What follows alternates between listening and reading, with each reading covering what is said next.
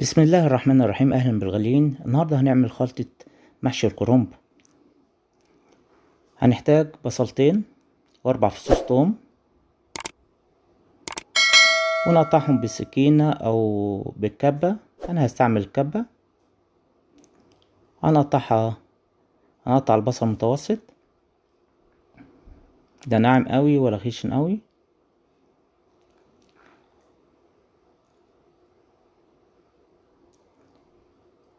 هنخلص البصلتين و4 فصوص توم.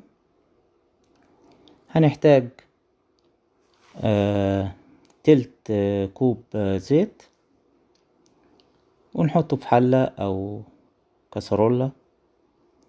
وهنحتاج 50 جرام زبدة، ونستنى لحد ما الزبدة تدوب في الزيت.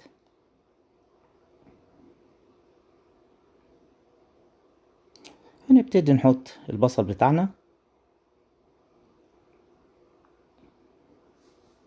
ونقلب البصل.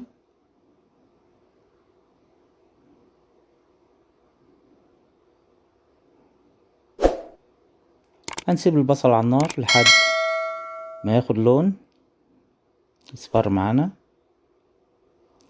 زي ما احنا شايفين.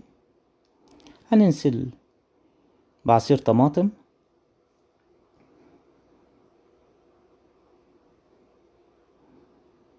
ونقلبهم.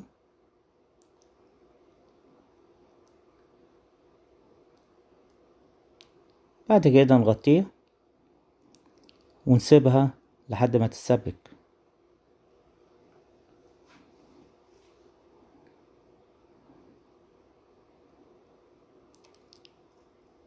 كده جاهزة معانا. هنحط البهارات. هنحط كزبرة ناشفة، فلفل اسود، بابريكا، 7 بهارات، وكمون وملح. ونقلب، نحطها على الطماطم ونقلب،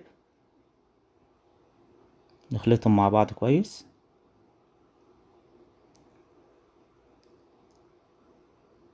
بعد كده هننزل بالرز اللي احنا غسلينه،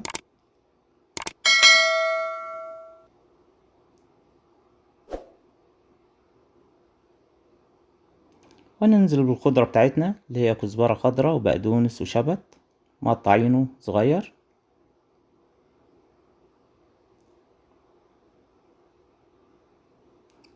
ونقعد نقلب لحد كل الكمية بتاعتنا تتجانس مع بعض. كده الخلطة بتاعتنا جاهزة. أتمنى الفيديو يعجبكم، وما تنسوش تشتركوا في قناتي على اليوتيوب شيف مو، وعلى صفحتي على الفيسبوك شيف مو. وشكرا. السلام عليكم. لا تنسوا الإعجاب بالفيديو والاشتراك في القناة تشجيعا لنا لنستمر بنشر المزيد إن شاء الله.